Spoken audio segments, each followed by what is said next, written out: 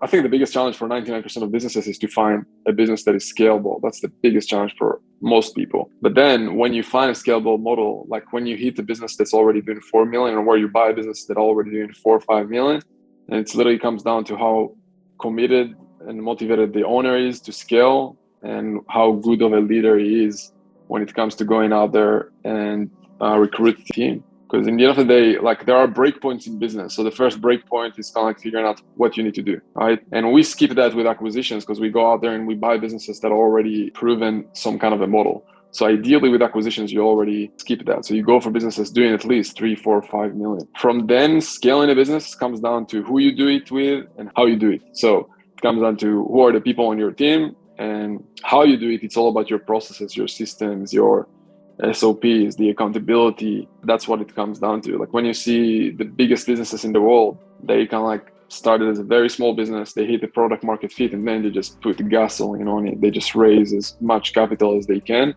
because they want to be first in the market. Because when you do have a scalable model, that's the time where you also need to expect competitors. Like when people are going to see that you're doing good, you'll get a lot of competitors as well. So then it comes down to, okay, like, do you want to be the best and the first in the market? Then it just comes down to how fast you can scale. Most important thing you probably focus on is your leadership skill. And it's easier said than done to think about what is even developing a leadership skill, right? Because a lot of it just comes down to being out there, talking to people, just being burnt by people and understanding what is needed and what the process can look like for recruitment and for scaling and for keeping everyone engaged in the business and making sure that everything is documented. That's how a business can scale. And then as you scale, obviously also figuring out technology and whatnot, making sure that your technology can scale with you. How important is developing negotiation skills in this whole process too? I don't like the word negotiate. I've read a lot of negotiation books and I found out the small tricks. It's kind of like, yeah, it's cool to learn those tricks, but at the end of the day, you do business with people and real skill is to be better with people, which is leadership. I don't really believe that having a small nuance skill or whatnot that some books are teaching will change the game. Like the best people that I found in business are the best negotiator because they're closing the biggest deals and they're just better with people overall. And usually those who are the best with people are just thinking win-win. That's what I found out. Do you see every now and then some assholes who make it? Yes, but I don't think that nowadays, 2022, it works long-term, in my opinion. If you look at the people that are out there who are doing deals and buying businesses and growing fast companies, they're just good human beings who are worried about win-win scenarios. Otherwise, no one will want to work with you. And to be that person, you just need to grow as a person, to grow as a leader. And any difference in valuing a high growth business, 100% year over year, in my business like this is more risky and less sustainable. Yeah, 100%. So if you look at all the tech space, it's pretty much high growth businesses that are growing, like you said, 100%. Sometimes they're double or 3x. When you're a high growing business, even when you're in the stock market, people will value differently. So when you see the crazy multiples for companies like Tesla, it is because they are high growth business, right? When you see software as a service companies, SaaS companies that have a recurring model and they're growing fast, they're raising capital at 20, 30, 40 times multiples of revenues lately. I've seen some of those crazy valuations. Now it looks like things are kind of like going back to normal, but still you see crazy valuations, at least 10x multiples of revenues because it's a fast growing company. And to add to that, the fact that there is a very much recurring model into those businesses, that's also giving them a nice boost. It's not tech, it's just a healthcare service company. Yeah, I mean, it could be the same. If it's a fast growing business, they can demand higher valuation, 100%, definitely. And usually with the businesses that we're kind of looking at in the program are usually businesses that kind of like hit some kind of a plateau, maybe growing 5, 10%, 20% a year.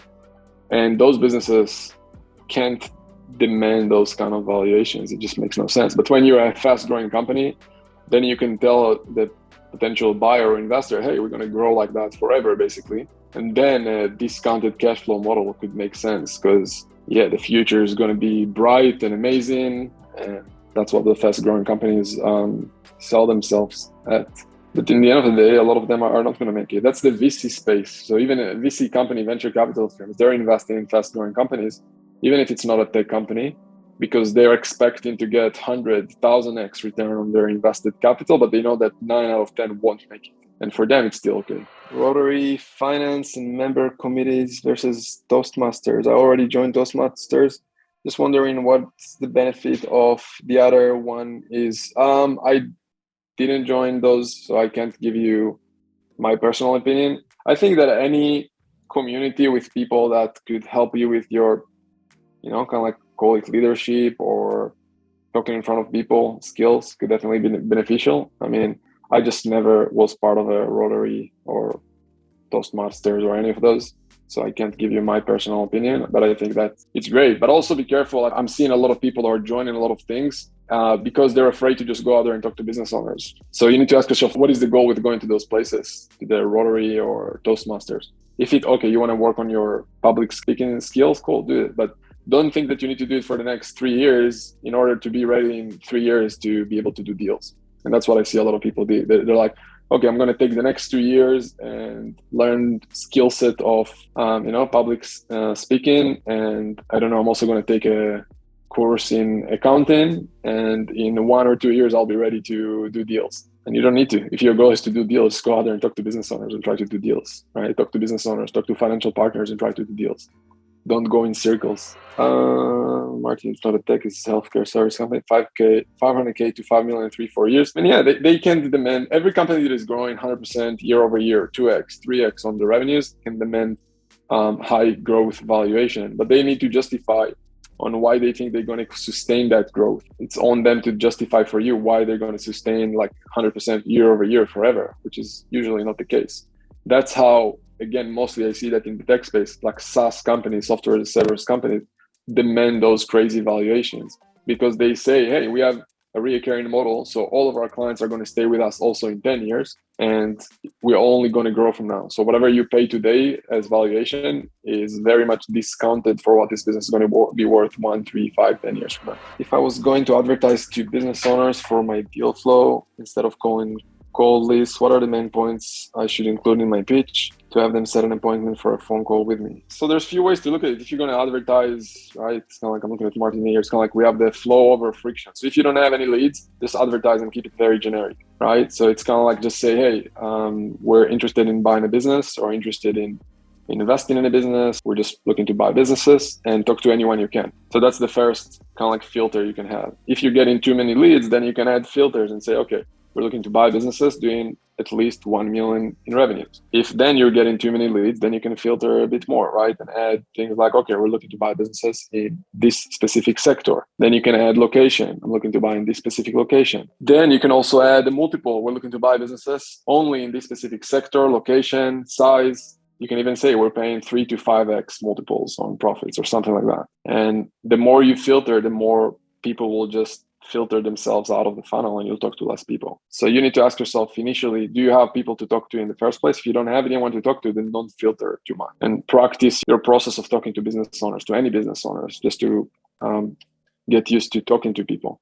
If you're getting too many people, then cool. Then you can add filtration over time. You can even add webinars and whatnot, and you can really sell yourself, your vision, what you're planning to do and whatnot. And then even let them book a call with you on your calendar, so they're qualifying themselves to talk to you versus you selling yourself to them, which is kind of like what we're doing when you guys book the call to potentially join this program, right? So we are not running after you. We are advertising and we're telling you, hey, if you like what we're doing, watch this video. If you like what we're doing, book a call with us and then have a conversation with us, and we'll see if it even makes sense for us to work together. Same process can apply to the business buying process, right? So you can basically have a funnel that says, hey, I'm interested in buying a business. If you're interested in selling, book a call with me on my calendar. And here's the criteria of the businesses that I'm looking for. And you just filter people that way.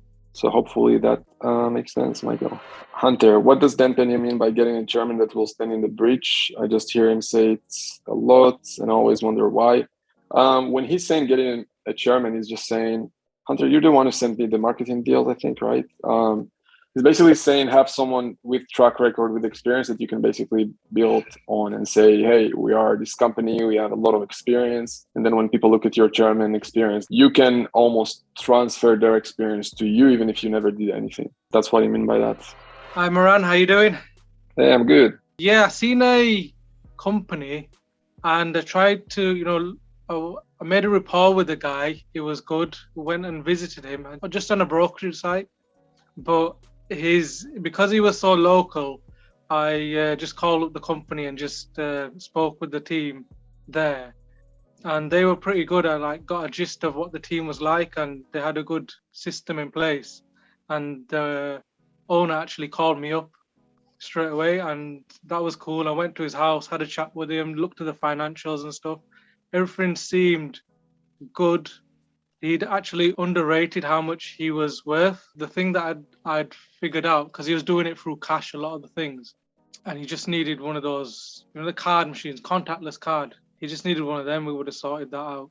The problem I faced was actually either getting finance for the deal, because I looked up in the section 7, like get contact with the banks. And normally I'm all right with mortgage banks because they know me in the bank for that kind of stuff, but they didn't know me for business stuff, so I couldn't get to the correct people because they had like a limit. They said it was above 2 million, they needed to pass it on to someone else, and those people weren't calling me back.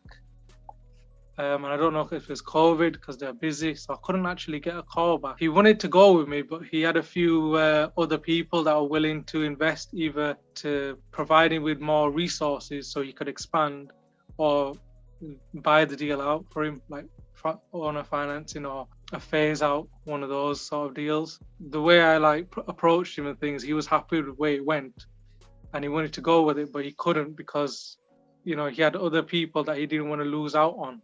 And he ended up going with someone else that could give him more value and just buy him more time. Just because I couldn't get the finances. I tried some places online. I did get through to some people online, but they wanted a higher percentage. I was willing to give, but then they wanted me to put my property on and stuff like this. I was like, I don't really want to get into a financial situation where I was happy with the deal. I knew it would be good. Putting my house on, I didn't really think. I thought there would be a different strategy to go about it, really. And obviously they lose faith in thinking, oh, I'm not invested enough. I'm not confident enough in the deal, which I was really. So a few things here, right? Based on what you're saying. So first of all, just want to make sure I'm not forgetting anything. So I'll write some notes here. So you're saying, first of all, he went with someone else, the seller. All right. So with that being said, that's the reason to never stop doing deal flow. If your goal is to buy companies, you cannot just focus on one deal. There's no way, because things like that happen. Hopefully not the first time it happens for you, because it just happens. You're going to talk to, especially if you talk to deals with brokers, the broker goal is to have some kind of a, competition on the deal. So unless you're going to move fast with a broker deal, you have no chance. Unless it's an off-market deal that a lot of time it's just you and no one else. With broker, you have to move fast. So, but first of all, few good things that you did to tap yourself in the back. You went out there, you talked to the business owners, you build rapport, you looked at the financials. So you went through a lot of steps that are very important. Guys, when you get the financials, that's when the work starts. It's not when you're like, okay, I could or couldn't close the deal. Like when you get financials of the business, that's where it's like wartime. That's where you need to be like, okay, where can I get the money from? You need to talk to anyone you can. You need to talk to banks, to different financial institutions, to private equity firms, to family office, to venture capital firms, to angel investors, to suppliers of companies in the sector, to CEOs of companies in the sector, to employees of companies in the sector, to different investors, and anyone you can find that will potentially be somehow involved in your deal, either as an advisor, an investor, employee. So what you want to do is, as soon as you get financials on a business, you need to start to talk to anyone you can and build your network of those people. Otherwise, it's going to happen in the future. Now, based on what you said, I don't know, and maybe I'm wrong. I just heard you talking for 2 minutes about on this deal. You're like, okay, I tried to talk to this bank. They didn't get back to me. I don't know if you heard some of the interviews. Where are you based? Are you in the UK? I'm in the UK, yeah, England. So go and watch the interview with Suhail, for example. He said, I think he talked to 300 plus institutions before he closed this deal. Now, I'm not saying I don't know how many you talked to, but based on what you said in those 2 minutes, it sounds like you tried to talk to one bank, they didn't get back to you. Okay. It was about 10, but they didn't get back to me. And I thought it was just COVID or something. No one's getting back to. They're saying, either at the banks, they were saying, we don't deal with that in the branch, because at one point I just went into the banks and just started asking what's going on, can someone give me a number, can I get contacted somehow? So I went to multiple. When I was calling the numbers, they didn't get back to me, so I was looking online. I only got success through going online, really, where people were calling me back. So I got stuck at actually speaking to people, because before I could just walk into the bank, into the branch, and then speak to the people and make an appointment. Yeah. So, I mean, again, COVID changed the game a little bit, right? So I'm not here to tell you what happened or didn't happen during COVID in a specific or bank. But in the end of the day, it just comes down to hustle, to get in front of them, to use the Rolodex we have in the institution. Martin is saying, connect with them on LinkedIn, try to email them, try to call them a few times a day. Like when I'm telling you, go and listen to Suhail, I'm not saying that. I'm saying that for a reason, not because he said anything crazy in there, but because you can feel the hustle in him. He basically said, I talked to 300 plus institutions to get anything, right? And I agree, calling random numbers from the website usually get you nowhere. You need to get to specific branches, ideally talk to companies in your sector and figure out maybe they can introduce you to a specific banker, right? But it's more, this is the time when you need to become creative and you need to become resourceful, right? Especially if it's a deal from a broker where every minute counts. Because with a broker, they're not waiting. If it's a good deal, they'll have other people bidding on that deal. And also the broker could introduce you probably to a good banker if they like. If the broker is good, they probably have a lot of connections to different bankers. But it doesn't mean that you need to stop your work of talking to anyone you can in the sector, not just bankers, but everyone that I mentioned, right? And just sharing with them the deal that you're looking at and saying, hey, here's the deal I'm looking at. What do you think? Do you have any idea, any advice? Would you like to potentially be involved? And just build the network in that sector. That's another reason that staying in the same sector for a while makes so much sense, because you're building your name out there. You're connecting with so many people. People are getting to know you that you're out there looking for deals. Some people will invest in you. Some people could be your employees eventually, your advisor, your board, whatever you want them as. But you need to understand, guys, I'm not just saying to you, Dara, I'm saying for everyone here, when you're getting financials on a deal, that's where the real work starts.